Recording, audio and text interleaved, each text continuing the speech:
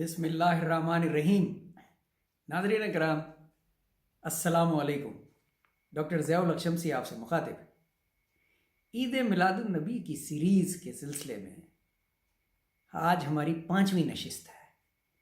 پہلی 4 نشستوں میں ہم غزوات کا ذکر کر چکے ہیں اور اب انشاءاللہ اس نشست میں فتح مکہ اور پھر اس کے بعد حضور پاک صلی اللہ علیہ وآلہ وسلم کی رحلت تک کے حالات کا جائزہ لیں گے۔ کتاب ہے فراس الخطیب کی لاسٹ اسلامک ہسٹری، جس کا آسان اردو ترجمہ آپ کے سامنے پیش کر رہا ہوں۔ ذکر ہونا ہے حضور اقدس کا، تو پہلے درود شریف پڑھ لیجئے۔ بسم اللہ الرحمن الرحیم۔ اللہم صلی علی محمد وعلی آل محمد کما صلیت علی ابراہیم وعلی آل ابراہیم انکا حمید مجید۔ اللہم بارک علی محمد وعلی آل محمد کما بارکت علی ابراہیم وعلی آل ابراہیم انکا حمید مجید۔ صدق اللہ العظیم۔ مدینہ میں مستحکم حکومت کے بعد آپ صلی اللہ علیہ وآلہ وسلم نے فیصلہ کیا کہ اب قریش سے فائنلی نمٹا جائے۔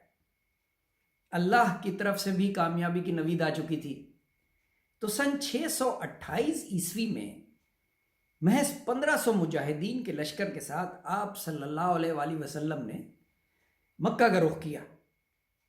لیکن یہ لشکر جنگ کی نیت سے مکہ کی طرف روانہ نہیں ہوا تھا، بلکہ حج کی نیت سے روانہ ہوا تھا۔ لوگ احرام کی حالت میں تھے اور جنگی ساز و سامان ساتھ میں نہیں تھا۔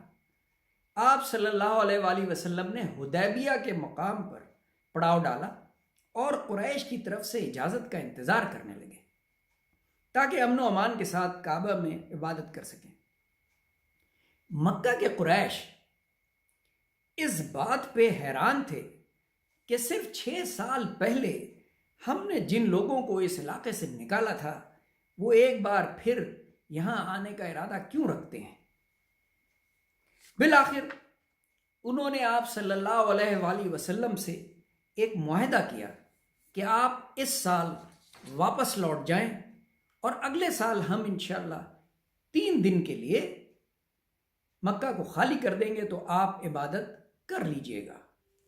اس معاہدے کو صلح حدیبیہ کے نام سے جانا جاتا ہے اور اس معاہدے کی روح سے مکہ اور مدینہ میں آئندہ 10 سال تک لڑائی نہ کرنے کا معاہدہ ہوا۔ کچھ مسلمان اس معاہدے سے پریشان تھے کیونکہ وہ مکہ جانا چاہتے تھے، لیکن حضور کی حکمت، انہوں نے اس معاہدے کو اہمیت دی اور واپس چلے گئے۔ لیکن اس معاہدے کی وجہ سے اسلام کو بہت فائدہ ہوا۔ جنگ کا خطرہ ٹل جانے کی وجہ سے آپ صلی اللہ علیہ وآلہ وسلم نے دنیا بھر میں اپنے سفیر روانہ کیے تاکہ وہ لوگ اسلام میں داخل ہو سکیں۔ آپ صلی اللہ علیہ وآلہ وسلم نے پورے جزیرہ نما عرب میں بائزنٹائن اور فارسی سلطنتوں میں جو کہ شمال میں واقع تھیں اپنے نمائندوں کے ذریعے اللہ کا پیغام بھیجا۔ عرب کے بدو اور مکہ کے لوگوں نے جوق در جوق اسلام قبول کرنا شروع کیا اور خالد بن ولید جیسے سپہ سالار جنہوں نے قریش کو جنگ احد جیت کے دی تھی مسلمان ہو گئے اور پھر مدینہ شفٹ کر گئے۔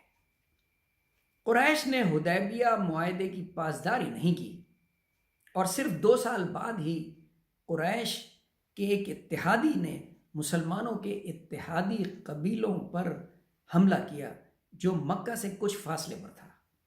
معاہدے کی خلاف ورزی کی وجہ سے آپ صلی اللہ علیہ وآلہ وسلم نے فیصلہ کن جنگ کی تیاری شروع کر دی۔ سن تھا 630 عیسوی اور آپ کے ساتھ تقریباً 10,000 مجاہدین کا لشکر، اور آپ روانہ ہوئے مکہ کی طرف۔ قریش نے بڑی کوشش کی بات چیت کرنے کی، لیکن وہ ناکام ہو گئی اور مکے والوں کو اندازہ ہو گیا کہ اب وہ مسلمانوں کا مقابلہ کرنے کی طاقت نہیں رکھتے۔ چند جھڑپوں کے علاوہ قریش کوئی بڑی مزاحمت نہیں کر سکے اور آپ صلی اللہ علیہ وآلہ وسلم کی فوج بغیر کسی خون خرابے کے مکہ میں داخل ہو گئی۔ سبحان اللہ۔ آپ صلی اللہ علیہ وآلہ وسلم کی مکہ میں کامیاب واپسی اسلام کی بت پرستوں کے خلاف آخری کامیابی تھی۔ کعبہ میں موجود سینکڑوں بتوں کو تلف کر دیا گیا اور کعبے کو صرف ایک خدا کی عبادت کے لیے کھول دیا گیا۔ قریش کے سردار ابو سفیان سمیت تمام مکے والوں نے تسلیم کیا کہ ان کے پتھر اور لکڑی کے خدا محض بے سود مجسمے ہی تھے، اور انہوں نے آپ صلی اللہ علیہ وآلہ وسلم کو اللہ کا پیغمبر تسلیم کر لیا۔ محمد صلی اللہ علیہ وآلہ وسلم کی مکہ واپسی کسی معجزے سے کم نہ تھی، کیونکہ صرف 8 سال قبل ہی آپ صلی اللہ علیہ وآلہ وسلم کو رات کی تاریکی میں مکہ چھوڑنا پڑا تھا۔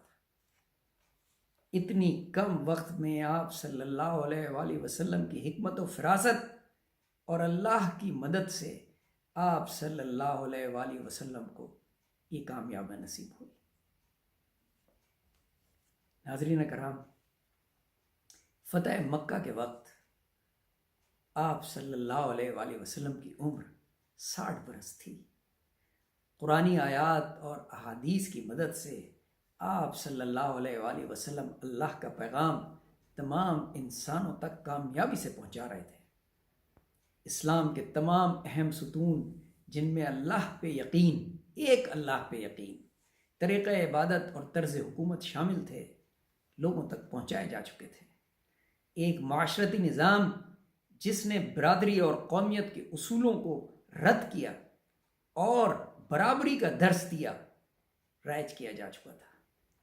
آپ صلی اللہ علیہ وآلہ وسلم نے اپنے آخری خطبے میں جو حج کے موقع پہ دیا گیا، واضح کر دیا کہ تم سب آدم کی اولاد ہو اور آدم کو مٹی سے بنایا گیا تھا۔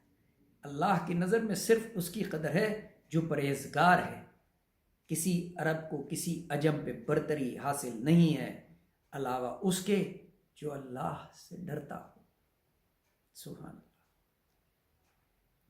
آپ صلی اللہ علیہ وسلم کے مذہبی اور معاشرتی پیغام سیاسی حکمت عملی سے مطابقت رکھتے تھے، اسی لیے تمام عرب کے قبیلے متحد ہوئے اور یہ تاریخ میں صرف پہلی دفعہ ہی ہوا تھا۔ فتح مکہ کے بعد آپ صلی اللہ علیہ وآلہ وسلم مدینہ واپس آ گئے اور مسلمانوں کو متحد کر کے ایک ایسا سماج ترتیب دینے لگے جو ان کے بعد قائم رہ سکے۔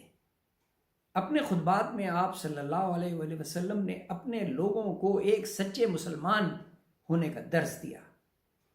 سن 632 عیسوی کے اوائل میں آپ صلی اللہ علیہ وآلہ وسلم نے حج کے ارادے سے مکے کا سفر شروع کیا۔ آپ صلی اللہ علیہ وآلہ وسلم نے خطبہ حج میں ہزاروں زائرین کی موجودگی میں ایمان اور اتحاد کی تلقین کی، برابری کا درس دیا، ظلم کو رد کیا، عورتوں کی عزت اور ان کے ساتھ پیار سے پیش آنے کا پیغام دیا، قبائلی دشمنیوں کو بھلا دینے کی تلقین کی۔ آپ صلی اللہ علیہ وآلہ وسلم کا خطبہ آپ صلی اللہ علیہ وآلہ وسلم کے دور پیغمبری کا نچوڑ تھا۔ اسلامی یقین کے مطابق آپ صلی اللہ علیہ وآلہ وسلم کا کام اللہ کا پیغام پہنچانا تھا، قرآن کے ذریعے اور اپنے اچھے عمل کے ذریعے۔ تقریباً 23 برس میں آپ صلی اللہ علیہ وآلہ وسلم نے اپنی اس مہم کو بخوبی مکمل کیا۔ قرآن کا نزول مکمل ہو چکا تھا اور اس کی آیات کو لکھ لیا گیا تھا، بلکہ آپ صلی اللہ علیہ وآلہ وسلم کے قریبی ساتھیوں نے قرآن کو حفظ کر لیا تھا۔ عربوں میں یہ خوبی تھی کہ ان کی یادداشت بہت اچھی تھی، اسی طرح احادیث نبوی بھی محفوظ کر لی گئی تھیں۔ اسلامی روایات کے مطابق قرآن کی آخری آیات میں حکم ہوا، آج میں نے تمہارے لیے تمہارا دین مکمل کر دیا ہے اور میں نے اپنا فرض پورا کر دیا ہے اور تمہارے لیے اسلام کو مذہب پسند کر لیا۔ سورہ المائدہ 3 آیت۔ سبحان اللہ۔ سن 632 عیسوی میں آپ صلی اللہ علیہ وسلم بیمار ہو گئے۔ گرمیوں کے دن تھے۔ آپ صلی اللہ علیہ وسلم کو سر درد اور بخار کی شکایت تھی، اور آپ صلی اللہ علیہ وآلہ وسلم بہت کمزور ہو گئے تھے، اور چلنے کے لیے حضرت علی کرم اللہ وجہ اور مامو عباس رضی اللہ تعالیٰ عنہ کے سہارے کی ضرورت پڑتی تھی۔ جب آپ صلی اللہ علیہ وآلہ وسلم نماز کے لیے مسجد جانے سے قاصر تھے تو آپ صلی اللہ علیہ وآلہ وسلم نے اپنے قریبی ساتھی حضرت ابو بکر صدیق رضی اللہ تعالیٰ عنہ کو امامت کی ذمہ داری سونپ دی۔ آپ صلی اللہ علیہ وآلہ وسلم نے اپنی زندگی کے آخری ایام بی بی عائشہ رضی اللہ تعالیٰ عنہ کے گھر میں گزارے، جو حضرت ابو بکر صدیق رضی اللہ تعالیٰ عنہ کی صاحبزادی تھی۔ آپ کی بیماری کا سن کر مسلمان بے حد پریشان اور غمزدہ ہو گئے، کیونکہ وہ آپ صلی اللہ علیہ وآلہ وسلم سے بہت زیادہ عقیدت رکھتے تھے۔ اچھے برے وقت میں وہ لوگ آپ صلی اللہ علیہ وآلہ وسلم کے ساتھ تھے اور آپ صلی اللہ علیہ وآلہ وسلم سے رہنمائی لیتے تھے۔ آپ صلی اللہ علیہ وآلہ وسلم نے اس بات پر زور دیا کہ صرف اللہ دائمی ہے، باقی ہر شخص کو اللہ کے حضور پیش ہونا ہے۔ آپ صلی اللہ علیہ وآلہ وسلم کے ماننے والے اس وقت بے حد جذباتی ہو رہے تھے جب آپ صلی اللہ علیہ وآلہ وسلم کی زیادہ حالت بگڑ گئی، اور بالآخر 8 جون 632 عیسوی کو آپ صلی اللہ علیہ وآلہ وسلم اپنے خالق حقیقی سے جا ملے۔ اِنَّ لِلَّهِ وَإِنَّ إِلَيْهِ راجعون۔ اس طرح آپ صلی اللہ علیہ وآلہ وسلم کی پیغمبری کا 23 سالہ دور اختتام پذیر ہوا۔ ناظرین اکرام، یہ پورا سلسلہ ہم نے تقریباً 5 نشستوں میں پورا کیا ہے۔ میں گزارش کروں گا ایک بار پھر اپنے بچوں کو یہ تمام کی تمام قسطیں بار بار دکھائیے تاکہ انہیں اسلامی تاریخ کا علم ہو سکے، کہ ہم نے ان نشستوں میں 5 نشستوں میں جو کہ مبنی تھیں فراس الخطیب کی کتاب لاسٹ اسلامک ہسٹری کے اردو ترجمے پہ، جو کہ میں نے خود کیا ہے، بہت اہم ہے۔ ظہور اسلام سے لے کے حضور پاک صلی اللہ علیہ وآلہ وسلم کی رحلت تک کے تمام حالات انتہائی آسان الفاظ میں بیان کیے میں نے۔ اس سے آپ کے بچوں کو تقریباً 4 سبجیکٹس میں بہت مدد ملے گی: Islamic history, Pakistan studies, Urdu اور تاریخ۔ بہت شکریہ، اپنا بہت خیال رکھیے گا۔ اللہ حافظ۔